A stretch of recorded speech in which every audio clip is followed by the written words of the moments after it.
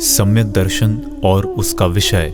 प्रथम, दर्शन शब्द विविध मत मतांतर, चाक्षुष ज्ञान, सामान्य अवलोकन तथा श्रद्धा आदि अनेक अर्थों में प्रयुक्त होता है। सम्यक दर्शन के प्रकरण में दर्शन श्रद्धा के अर्थ में ग्राह्य होता है। श्रद्धा, विश्वास, दृष्टि, प्रतीति, रुचि आदि शब्द दर्शन के पर्यायांतर हैं। श्रद्धा आत्मा की एक शक्ति है। उसकी पर्याय का विषय ध्रुव स्वतत्व है। सम्यक दर्शन श्रद्धा की निर्मल निर्विकार दशा है। सही दृष्टि विश्वार्थों का सही अवलोकन करती है और उनमें से अपने उपादेय तत्व को चुनकर उसी का आश्रय करती है। इसके विपरीत गलत दृष्टि अथवा मिथ्या दृष्टि स्व से सर्वथा भिन्न विश्व के पदार्थों के साथ एकत्व अथवा कारण कार्य भाव की स्थापना करती है। सम्यक दर्शन अथवा सही दृष्टि का अर्थ यह नहीं है कि अपने से भिन्न शरीर आदि पर पदार्थों को पर कह दिया जाए, चेतन को चेतन अथवा जड़ को जड़ कह दिया जाए और अपने अबद्ध, अस्पष्ट, अक्षय स्वभाव का चिंतन कर लिया जाए, वरन स्वपर के बीच जो मौलिक भेद विद्यमान है उसकी सर्वांगीण अर्थात षटकारकीय स्वीकृति पूर्वक स्वतत्व की निर्विकल्प अनुभूति में सम्यक दर्शन का अवतरण होता है। ज्ञान में हेय उपादेय प्रवृत्ति। यद्यपि सच्ची श्रद्धा से पूर्व प्रवर्तित होने वाला ज्ञान भी स्वपर के भिन्नत्व का प्रतिपादन करता है, किंतु देहादि से भिन्न उपादेय स्वरूप निज शुद्ध जीवत्व यदि अनुभूति में न आए तो ज्ञान के द्वारा भिन्नत्व प्रतिपादन का कोई मूल्य नहीं है। इसीलिए दृष्टि सम्यक होने पर ही ज्ञान में सम्यक्त्व उत्पन्न होता है और दृष्टि के सम्यक्त्व के अभाव में ज्ञान उपादेय तत्व का विज्ञापन तो करता है, किंतु ज्ञान में उस शुद्धत्व की प्रसिद्धि नहीं होने पाती। अतः अनुभूति शून्य उस ज्ञान को मिथ्या ज्ञान की संज्ञा से अभिहित किया जाता है। फिर वह ज्ञान लोक दृष्टि से विस्तृत होने के कारण भले ही आदरणीय हो, किंतु प्रयोजन भूत शुद्ध स्वतत्व और रागादि विकार तथा देहादि जड़ तत्वों में ग्रंथि भेद करने में असमर्थ होने के कारण पर को ही स्वस्थान में सेवन करता हुआ अपने योग्य फल अर्थात निराकुल सुख का उत्पादन नहीं करता। अतएव श्रद्धा की सच्चाई के साथ ही ज्ञान में सच्चाई उत्पन्न होती है। श्रद्धा और ज्ञान शक्ति के कार्यों की उनके स्वलक्षणों से भिन्न पहचान न होने के कारण ज्ञान के मैं शुद्ध और निर्विकार हूं इत्यादि विकल्पों को ही प्रायः सम्यक दर्शन मानने की भूल की जाती है, किंतु मैं शुद्ध ज्ञान तत्व हूं इस विकल्प की पुनरावृत्ति को वास्तव में सम्यक दर्शन कहते ही नहीं है, वरन शुद्ध ज्ञायक तत्व की अखंड धारावाहिक निर्विकल्प प्रतीति को सम्यक दर्शन कहते हैं। विकल्प में ज्ञायक तत्व का विचार तो है, किंतु तत्व का स्पर्श नहीं है। यदि मैं शुद्ध ज्ञायक तत्व हूं, ज्ञान के इस विकल्प को सम्यक दर्शन मान लिया जाए तो ज्ञान सदा इस विकल्प में तो रहता नहीं है, और तब तो जिस समय ज्ञान आत्मातिरिक्त अन्य पदार्थों को विषय करेगा उस समय सम्यक दर्शन का अभाव स्वीकार करना पड़ेगा, किंतु ऐसा नहीं है। ज्ञान जिस समय पर तत्व को विषय कर रहा हो उस समय भी श्रद्धा का सद्भाव रहता है। जैसे किसी व्यक्ति को निद्रा में अपने नाम तथा जाति ज्ञान के विषय न रहने पर भी उनकी अखंड प्रतीति बनी ही रहती है। यह प्रतीति जागृत दशा में भी अक्षुण्ण रहती है। जागृत दशा में विभिन्न व्यापार करते हुए भी उस व्यक्ति को नाम तथा जाति विषयक प्रतीति की अखंड धारा साथ ही प्रवाहित होती रहती है। यह अखंड प्रतीति ज्ञान की पर्याय तो नहीं है, अतः यह ज्ञानातिरिक्त किसी अन्य शक्ति की ही पर्याय है और उसे ही श्रद्धा कहते हैं। व्यवहार श्रद्धा अथवा व्यवहार सम्यक दर्शन। ज्ञान की भांति सच्चे देव, शास्त्र, गुरु की श्रद्धा रूप विकल्प भी सम्यक दर्शन नहीं है, किंतु वह चारित्र की शुभ राग रूप पर्याय है। देव, शास्त्र, गुरु को विषय करने वाला चारित्र विकारी होता है। सच्चे देव, शास्त्र, गुरु को विषय करने का अर्थ ही कारण कार्य भाव पूर्वक उनकी उपादेयता को स्वीकार करना है। सच्ची श्रद्धा यह सम्यक दर्शन शुद्ध त्रैकालिक पदार्थ अर्थात पर निरपेक्ष स्वजीव तत्व को ही विषय करती है, अन्यथा यह मिथ्या होती है। शास्त्रों में जो सच्चे देव, शास्त्र, गुरु की श्रद्धा को सम्यक दर्शन कहा है, वह निमित्त की अपेक्षा से है। सम्यक दर्शन 7 तत्व की समझ पूर्वक ही होता है और तत्व की समझ में सच्चे देव, शास्त्र, गुरु ही निमित्त होते हैं, अन्य नहीं। जैसे संस्कृत भाषा सीखने के अभिलाषी विद्यार्थी को आंग्ल भाषा भाषी अध्यापक निमित्त नहीं होता, उसी प्रकार तत्व की सच्ची समझ में मिथ्या देव, शास्त्र, गुरु निमित्त नहीं होते। सम्यक दर्शन जब भी होता है, सच्चे देव, शास्त्र, गुरु की एकांत श्रद्धा अर्थात भक्तिपूर्वक ही होता है। अतएव सच्चे देव, शास्त्र, गुरु के प्रति होने वाले शुभ विकल्पों को भी व्यवहार सम्यक दर्शन की संज्ञा दी जाती है। वास्तव में वे शुभ विकल्प सम्यक दर्शन नहीं है। इसी प्रकार आगम में जीवादि 7 तत्वों की श्रद्धा को भी सम्यक दर्शन कहा। यह कथन भी निमित्त की ओर से है, वास्तविक नहीं, क्योंकि वह सम्यक दर्शन नहीं, सम्यक दर्शन का निमित्त होने के कारण ऐसा उपचार किया गया है। निमित्त भी कब बनता है? जब उनको अर्थात 7 ही तत्वों को हेय मानकर और निरपेक्ष शुद्ध चैतन्य को उपादेय माना, 7 तत्वों को एक ओर रखा, अदृश्य कर दिया, उनके भी विकल्प को तोड़कर उनकी अनेक रूपता या एक रूपता में भी हेयत्व दृष्टि व उनमें मैं यह हूं ऐसे अहममय मिथ्या दर्शन का विसर्जन करता हुआ शुद्ध चैतन्य की ओर एक बार झांका तो उसी क्षण सम्यक दर्शन अर्थात सच्ची श्रद्धा का प्रादुर्भाव होता है। तब 7 तत्व को निमित्त कहा जाता है। सत्य पुरुषार्थ द्वारा 7 तत्वों को निमित्त बनाकर फिर उसकी निमित्तता छोड़कर उनको हेय जानकर, ये मैं नहीं जानकर, ये मेरे ज्ञेय भी नहीं, इनकी ओर से श्रद्धा व ज्ञान को खींचकर त्रिकाली शुद्ध चैतन्य पर स्थापित किया। इसी प्रथम अनुभूति में विलक्षण आनंद का मधुरिम स्वाद आता है।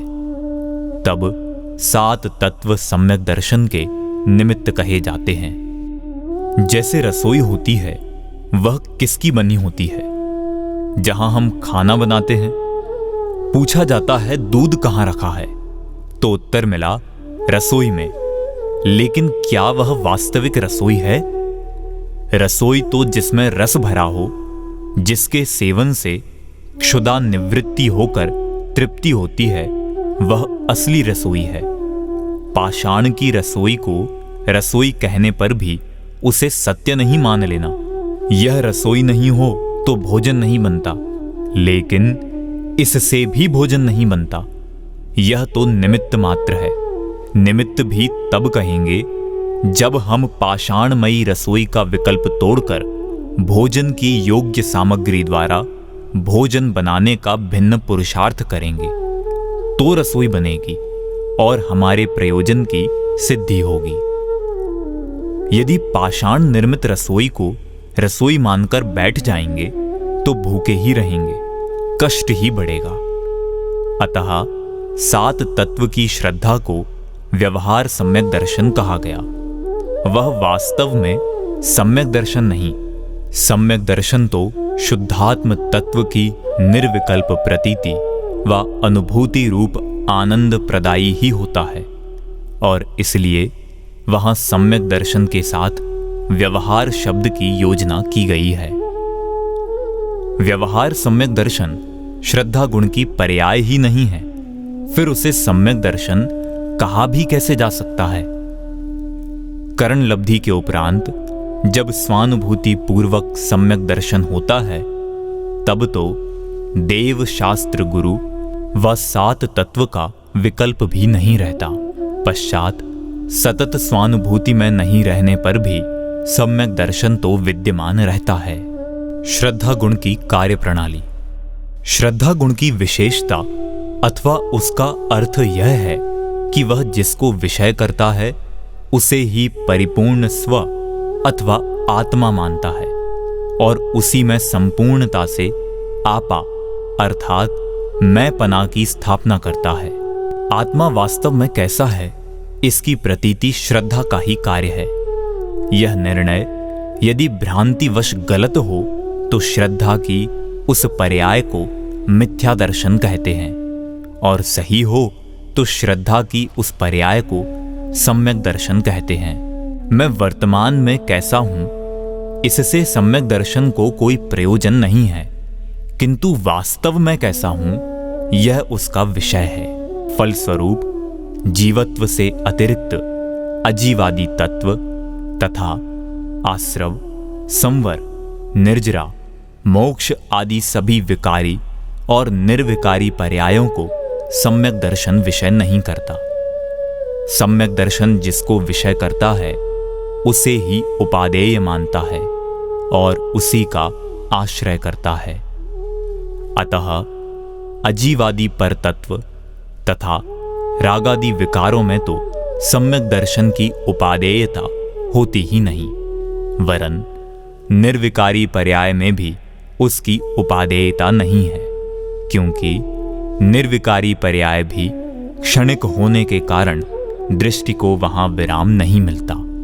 लोक में भी हम देखते हैं कि एक 80 वर्ष की वृद्धा सूत काटती है तो दृष्टि पोनी पर रहती है, तो सूत बिना किसी रुकावट के निकलता रहता है, और सूत की ओर दृष्टि जाते ही धागा टूट जाता है।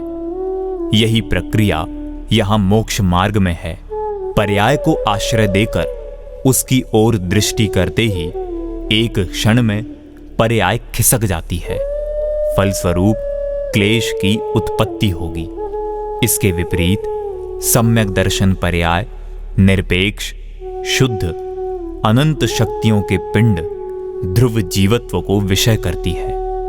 अतः आश्रय एक रूप ध्रुव होने के कारण पर्याय का आविर्भाव एवं तिरोभाव उसे क्लेश उत्पन्न नहीं करता।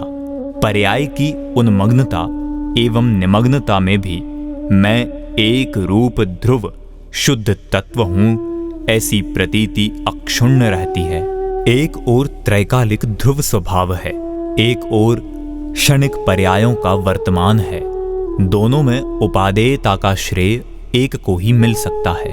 ध्रुव स्वभाव के इस विश्वास के बल पर ही ध्रुव स्वभाव की संपूर्ण शुद्धता के आदर्श से क्षणिक विकारी पर्यायों का परिहार करने का सम्यक पुरुषार्थ जागृत होता है। ध्रुव दृष्टि का यह नियम केवल आध्यात्मिक विकास का ही मूल हो ऐसा नहीं है, वरन लौकिक उत्कर्ष तथा लोक जागरण भी इसी नियम का अनुशीलन करते हैं। भारत की स्वाधीनता इसका ज्वलंत प्रमाण है। सदियों से दास्ता की श्रृंखलाओं में जकड़े भारत ने जब यह अनुभव किया मैं स्वतंत्र हूं और स्वतंत्रता मेरा जन्म सिद्ध अधिकार है, तभी दास्ता की श्रृंखलाओं को तोड़ने के लिए उसका सुप्त पुरुषार्थ जागा। यदि दासता को ही स्वीकार करके जन्म सिद्ध स्वाधीनता विस्मृत कर दी गई होती और परतंत्रता के बीच स्वाधीनता का विश्वास ही नहीं जागता, तो स्वाधीनता कैसे हस्तगत होती। अतः स्वाधीनता का विश्वास भारत की स्वाधीनता की उपलब्धि का प्रथम चरण था। स्वाधीनता के विश्वास पूर्वक द्वितीय चरण के रूप में स्वाधीनता संग्राम का सूत्रपात हुआ। इसी प्रकार सही विश्वास या सम्यक दर्शन आध्यात्मिक स्वतंत्रता का भी प्रथम चरण है। वैकारिक पराधीनता में भी सम्यक दर्शन अपने निर्विकारी स्वरूप का जय घोष करता रहता है। फलस्वरूप पराधीनता के सर्वनाश के लिए द्वितीय चरण के रूप में सम्यक चारित्र का उदय होता है। दृष्टि का विषय। इस विवेचन से यह स्पष्ट है कि शुद्ध ध्रुव जीवत्व अनंत शक्तियों का अखंड पिंड है और पर्याय से निरपेक्ष है। क्षणिक होने के कारण केवल ज्ञानादि शुद्ध पर्यायें भी इसकी अपेक्षा विभाव अथवा अजीव कही जाती हैं। सम्यक दर्शन का जीव यदि शुद्ध ध्रुव परम पारिणामिक तत्व स्वरूप आत्म तत्व है, तो फिर ध्रुव जीवत्व के स्वभाव से मेल न खाने वाली सभी विकारी निर्विकारी क्षणिक पर्यायें उसके लिए अजीव सिद्ध हो गईं। केवल ज्ञानादि शुद्ध पर्यायों को भी उसी ध्रुवत्व का अवलंबन है। ध्रुव तत्व ही सभी शुद्ध पर्यायों का एकमात्र उपास्य देवता है। क्षणिक पर्याय का अवलंबन तो उस धसकने वाली धरा के समान है जिस पर बैठने वाला उस धरा के साथ स्वयं धसक जाता है।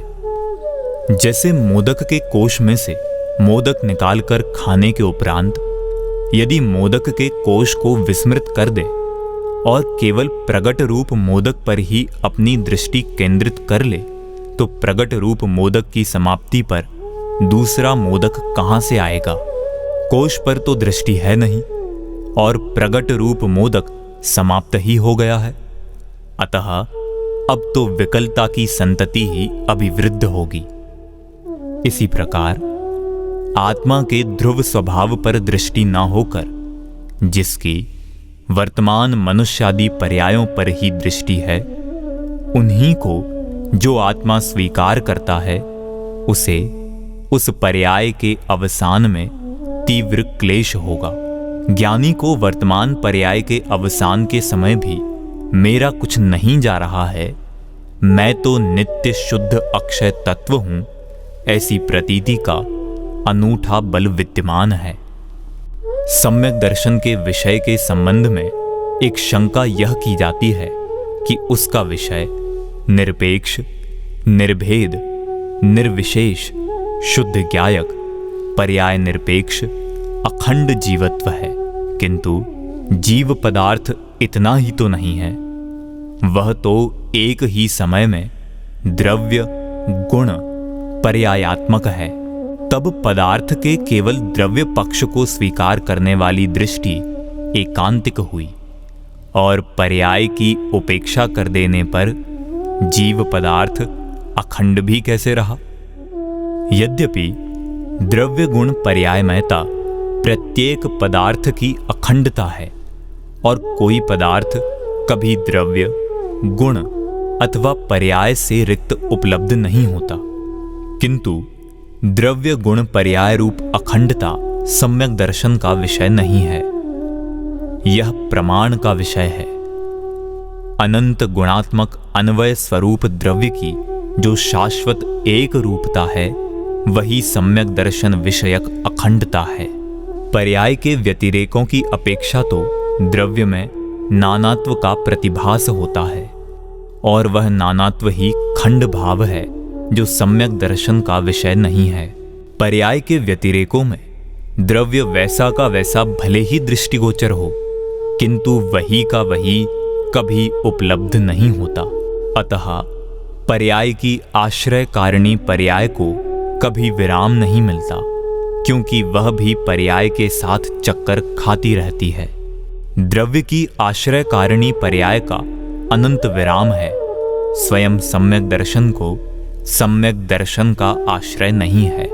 सच्चाई तो यह है कि पूरे जीव पदार्थ में से सम्यक दर्शन उतनी ही चीज लेता है जितनी उसके प्रयोजन की है, और वह प्रयोजनभूत चीज अखंड ज्ञायक जीवत्व ही है। जैसे आरोग्य मानव स्वभाव होते हुए भी एक व्यक्ति रुग्ण हो जाता है। यद्यपि आरोग्य और रुग्णत्व दोनों ही एक ही व्यक्ति के धर्म होने पर भी स्वास्थ्य की उपलब्धि के लिए आरोग्य स्वभाव ही उपादेय तथा श्रद्धेय होता है। रुग्णता तो जानने मात्र के प्रयोजन की होती है, उससे अन्य किसी प्रयोजन की सिद्धि नहीं होती। जबकि आरोग्य स्वभाव तो प्रयोजनभूत मूल तत्व है, वह तो श्रद्धा, ज्ञान और आचरण के योग्य है। रुग्णता तो श्रद्धा और आचरण का विषय बनने योग्य नहीं है। यदि वह श्रद्धेय हो तो उसका अभाव कैसे किया जाए, क्योंकि श्रद्धेय का अर्थ ही उपादेय होता है। इसी प्रकार आत्मा की सभी विकारी निर्विकारी पर्याय समान रूप से क्षणिक तथा आश्रय दातृत्व से शून्य होने के कारण मात्र ज्ञेय ही होती हैं, उपादेय नहीं होती। अतः वे सम्यक दर्शन का विषय नहीं होती, मिथ्या दर्शन का विषय होती हैं। त्रैकालिक शुद्ध अखंड जीवत्व को विषय करने के कारण सम्यक श्रद्धा को एकांत का दोष आता हो ऐसा भी नहीं है, क्योंकि प्रथम तो पूरे जीव पदार्थ में से जितना अपेक्षित होता है सम्यक दर्शन ले लेता है, अर्थात अहम करता है, और शेष अंश पदार्थ में विद्यमान रहते हुए भी वह उसे छोड़ देता है। और क्षणिकता से जब उसे प्रयोजन ही नहीं है तो वह उसे लेकर भी क्या करे। ज्ञान में ध्रुव द्रव्य के अहम के साथ पर्याय की विद्यमानता स्वीकृत होने के कारण ज्ञान में अनेकांत एवं श्रद्धा में सम्यक एकांत निर्विवाद विद्यमान रहता है। वास्तव में एकांत अनेकांत श्रद्धा के धर्म नहीं है, वरन ज्ञान के धर्म है।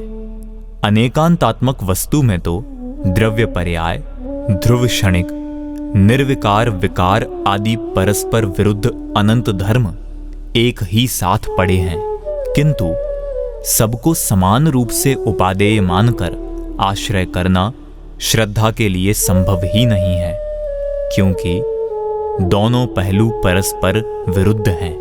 निर्विकार नित्य तथा सविकार अनित्य, अथवा द्रव्य और पर्याय को समान रूप से उपादेय मानकर एक ही समय में उनका आश्रय अर्थात अहम किया जा सके ऐसा नहीं बनता।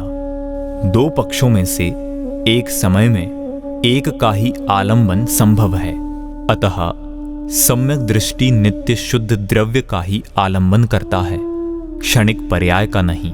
अनेकांत स्वभावी वस्तु के दोनों पक्षों को एक ही साथ हेय उपादेय रूप से विषय करना ज्ञान का कार्य है, और उस ज्ञान को ही प्रमाण अथवा अनेकांत कहते हैं। श्रद्धा यदि दोनों पक्षों को समान रूप में विषय करे अर्थात उपादेय माने तो वह मिथ्या है, और ज्ञान यदि दोनों पक्षों को एक समय में समान रूप से विषय न करे अथवा सापेक्षता से एक ही पक्ष को एक समय में विषय न करे तो वह ज्ञान मिथ्या है।